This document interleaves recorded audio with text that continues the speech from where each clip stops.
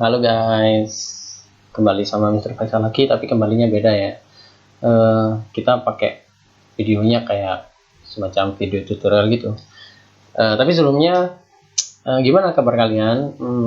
Sehat lah, pasti sehat. Jangan sakit-sakit ya, gak enak kalau sakit itu. Di rumah aja, tetap di rumah, biar tetap sehat. Aktivitas olahraga tetap teratur, makan makanan yang bergizi. Kacamatanya Mr. Faisal miring. Oke, kita lanjut. Nah, langsung saja, hari ini kita akan membahas tentang bahasa Indonesia. Bahasa Indonesia kita di tema 8 tetap ya. Kita masih membahas tentang mencari peristiwa penting dari teks non-fiksi. Tapi sebelum itu, alangkah baiknya kita mulai dari ini nih. Macam-macam karya sastra nih. Karya sastra itu dibagi dua. Pasti kalian sudah tahu, yaitu teks fiksi dan karya teks non-fiksi. Nah, pengertiannya ingat ya? Nah, kita ulas lagi. Oke. Apakah itu fiksi sebenarnya? Nah, fiksi adalah sebuah karangan naratif yang sifatnya imajinasi, atau dengan kata lain, karangan ini dibuat berdasarkan tidak berdasarkan oleh kenyataan, tidak berdasarkan fakta, tapi hanya hayalan ya. Dengan kata lain, fiksi tidak terjadi di dunia nyata dan hanya berdasarkan imajinasi dari penulisnya. Contoh nih, karena fiksi itu kayak novel ya, novel Dylan. Nah, itu termasuk karya karya fiksi. Contoh lagi, film Avengers itu adalah karya fiksi. Makanya di Avengers itu genre filmnya sci-fi atau science fiction. Oke, lanjut. Nah, contoh karya tulis fiksi. Nih, novel. Contoh yang pertama. Contoh karya tulis fiksi yang pertama yaitu novel. Kebanyakan novel itu adalah tulisan yang berdasarkan fiksi. Jadi sebenarnya tidak ada tuh. Tapi ada juga novel beberapa itu yang menceritakan berdasarkan kisah nyata. Tapi masih tetap fiksi karena ada dilebaikan ceritanya. Nggak sesuai 100% di dunia nyata. Nah, karya yang kedua yaitu sinetron ya, yang biasanya nonton azab ini. Suami dan anakku gak kelihatan. Ya iyalah pakai. Lanjut, yang ketiga cerpen. Nah, salah satu karya fiksi yang cukup banyak yang kita lihat itu cerpen. Cerpen itu banyak yang kita lihat kayak fabel. Fabel itu kan nggak mungkin tuh hewan bisa ngomong sendiri. Dongeng, terus kayak mitos, ya legenda itu kan tidak berdasarkan kisah nyata. Tapi ada beberapa cerpen yang memang berdasarkan kisah nyata. Nah itu tapi tetap masuk fiksi karena ada beberapa ceritanya yang dilebih-lebihkan, dihayalkan. Itu masuk karya fiksi ya. Yang keempat yaitu nih drama Korea. Biasanya ini nonton suka drama Korea. Terus, nah ini ya film kesukaan kita, Godzilla. Godzilla itu fiksi ya. Jadi sudah jangan sebut-sebut nama Godzilla. Gak ada pertanyaan tentang Godzilla lagi. Oke, nah sebelum lanjut, pasti timbul pertanyaan, kenapa sih Mister kita harus bisa membedakan mana fiksi dan mana non-fiksi? Nah, karena kalian itu kan generasi milenial ya, generasi yang harusnya sudah maju. Kalian harus membedakan mana tuh yang karangan yang memang dibuat sesuai dengan kenyataan yang fakta, dengan karangan yang dibuat dengan ya memang khayalan. Jadinya kalian tidak salah informasi biar nggak terjadi yang namanya hoax ya. Kan kita sering dengar tuh kalau di di media sosial itu sering kita lihat hoax. Nah, itu kan kalian nanti akan bisa lihat mana tuh yang bisa membedakan, mana tuh yang fiksi yang ceritanya dilebay-lebaykan dan mana yang non fiksi yang ceritanya teksnya memang berita yang asli gitu. Oke, lanjut.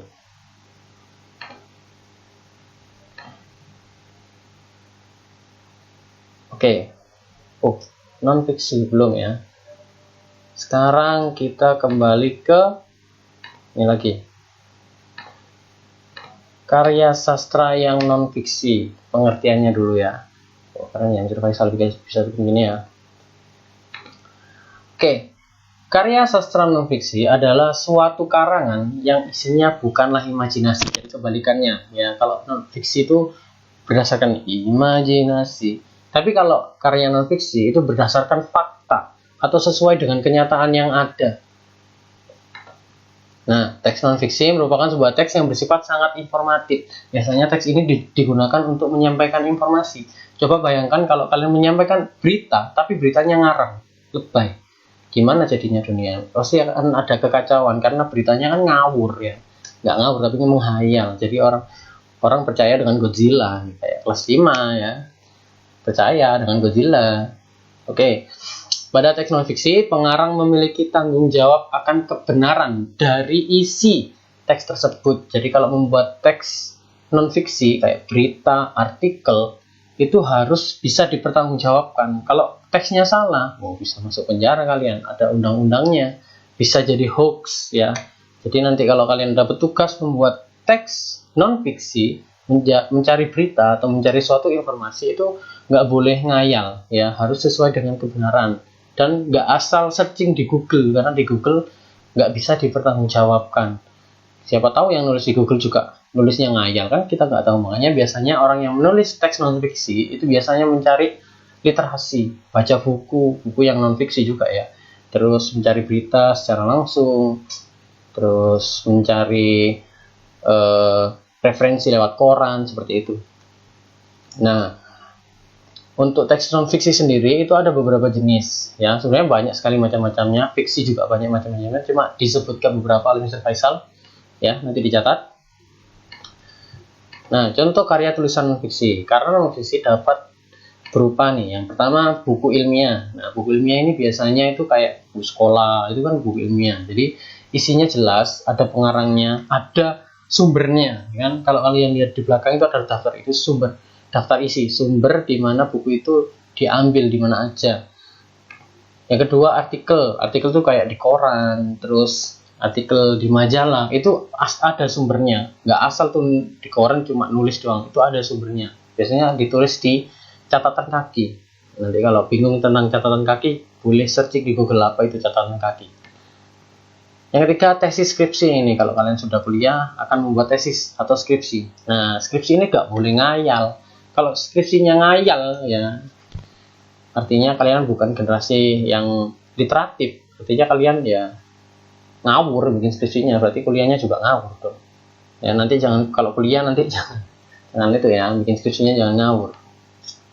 Keempat, laporan. Ya, laporan ini juga harus sesuai fakta. Misal kalian nanti bekerja atau ayah kalian bekerja membuat laporan untuk bos kalian, nah itu harus sesuai fakta. Kalau ngayal, ngelapornya ngawur, bohong ya, auto pecat ya.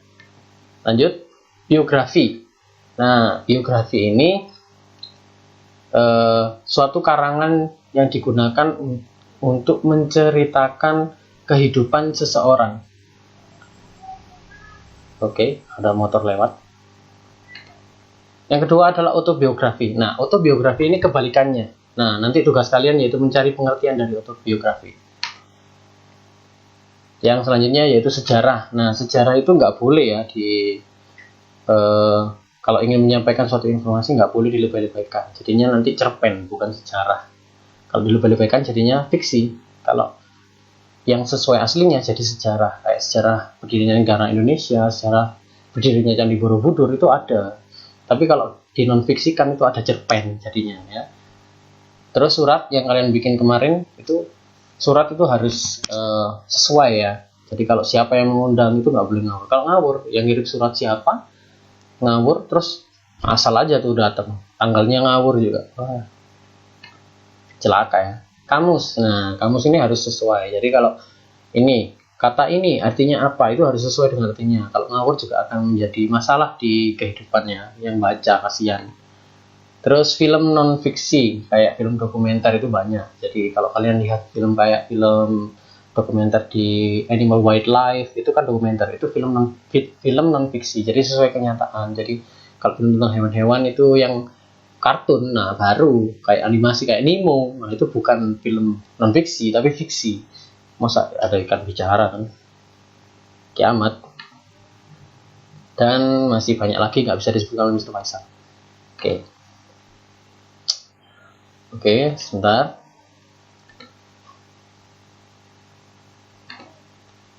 Nah, sekarang kita ke trik memahami isi teks non-fiksi. Yang pertama yaitu membaca teks secara utuh. Jadi kalau ingin membaca suatu informasi, terutama non-fiksi kan nggak ngayal tuh. Berita gitu kan nggak ngayal, harus sesuai. Nah, kalian harus membaca teksnya secara utuh. Kalau mendengarkan berita, minimal didengarkan sampai habis. Kalau beritanya di TV ya, kalau membaca berita di koran dibaca dulu sampai habis. Kalau kalian membaca judulnya doang, nggak tahu isinya, terus disampaikan ke orang lain, pasti orang lain itu akan salah tangkap tuh.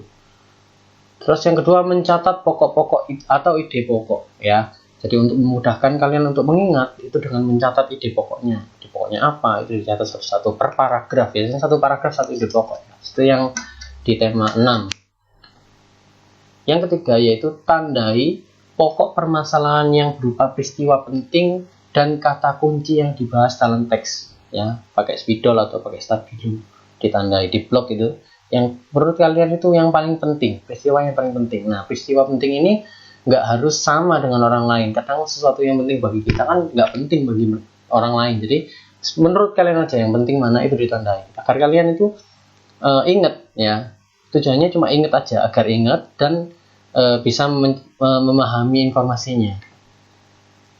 Yang keempat yaitu mencari tahu arti dari kata yang tidak baku. Misalnya di kalimat non-fiksi itu banyak yang menggunakan kata yang tidak baku dan nggak semua orang tahu artinya. Nah, itu harus kamu cari tahu dulu ya, sebelum disampaikan ke orang lain itu dicari tahu dulu artinya. Kalau nggak tahu, misal ditanya arti kata diskriminasi itu apa, kamu nggak tahu artinya, asal jawab ya, otomatis orang-orang akan salah tangkap dengan apa yang kamu sampaikan.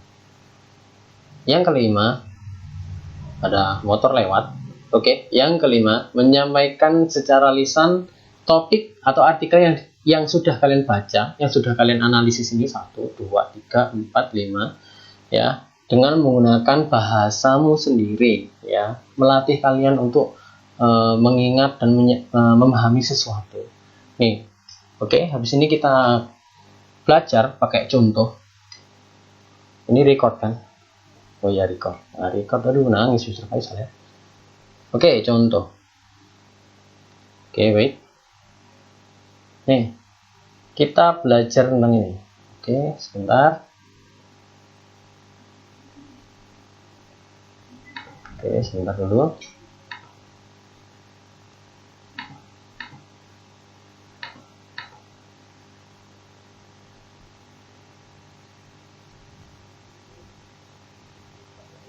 Contoh mana contohnya?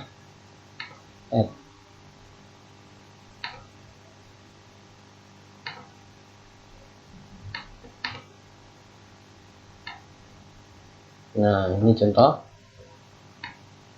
Kelihatan? Oke, diperbesar sama sekali sahabat. Contoh, ada sebuah teks teks non-fiksi tentang hari air sedunia. Nah, kita ikuti cara-caranya tadi. Oke, cara-caranya tadi. Kita ambil ide pokok, dibaca dulu sampai habis. Yang pertama ya, hari air sedunia. Hari air sedunia. Oke, kalau misalnya yang baca nggak selesai, kalian baca sendiri dulu. Dikasih waktu oleh Mr. Faisal 1 menit.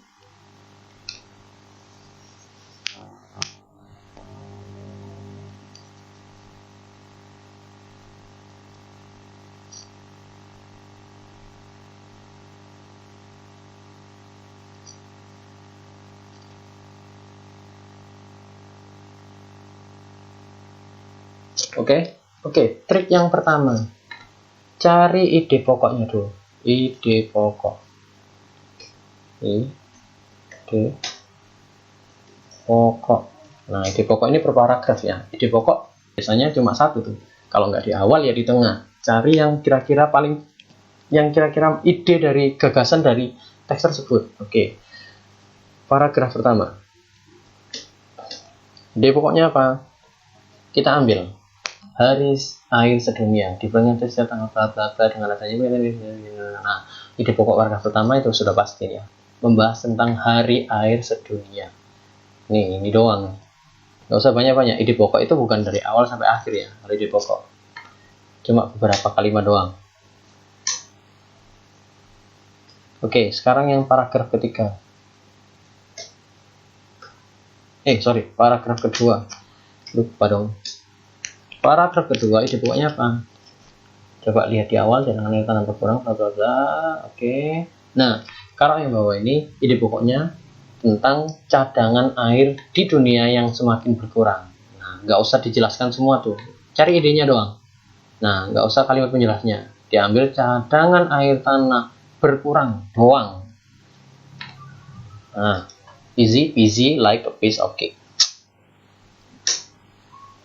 Oke, sekarang trik selanjutnya. Trik selanjutnya yaitu kok tambah besar. Trik selanjutnya yaitu tandai pokok permasalahan atau cari peristiwa penting. Cari peristiwa pentingnya. Nah, kalau ini kalian blok nih. Peristiwa penting. Nah, ini penting nih. Dikasih tanda. Terus kita diingatkan bahwa persediaan, persediaan air bersih menurut Mr. Faisal nih, persediaan air bersih semakin berkurang. Nah, ini penting banget nih.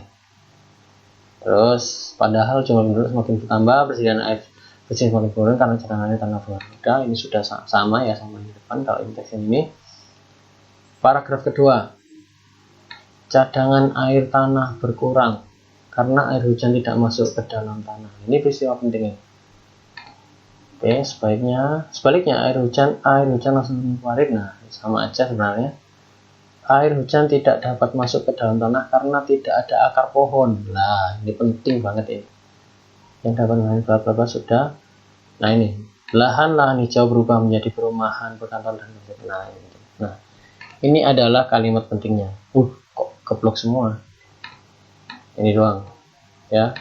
Ada 1 2 3 4 5 kalimat penting. Selesai. Setelah itu terus yang terakhir yaitu cari kalimat yang tidak baku. Oke, tidak ada. Saya rasa sudah mengerti semua. Nah, ini doang ya. Jadi dengan seperti ini kalian akan lebih mudah menghafal dan memaknai suatu teks non-fiksi, dan untuk selanjutnya disampaikan beritanya tadi, informasinya tadi ke orang lain seperti itu. Oke. Nah, saya rasa sekian. Selanjutnya ada tugas untuk kalian ya. Ini yang kalian tunggu-tunggu. Tugasnya akan saya di-share oleh Mr. Faisal di grup mama kalian setelah belajar. Oke, terima kasih. Di rumah aja, tetap di rumah, pakai masker kalau keluar ya, jangan keluar kalau nggak penting. Tetap belajar di rumah, meskipun nggak ada Mr. Faisal, belajar sendiri sama mama, baca buku, karena bentar lagi kita UAS dan kita ketemu lagi mungkin di kelas 6, langsung kelas 6 auto naik kelas ya. Oke, sekian dari Mr. Faisal. Terima kasih.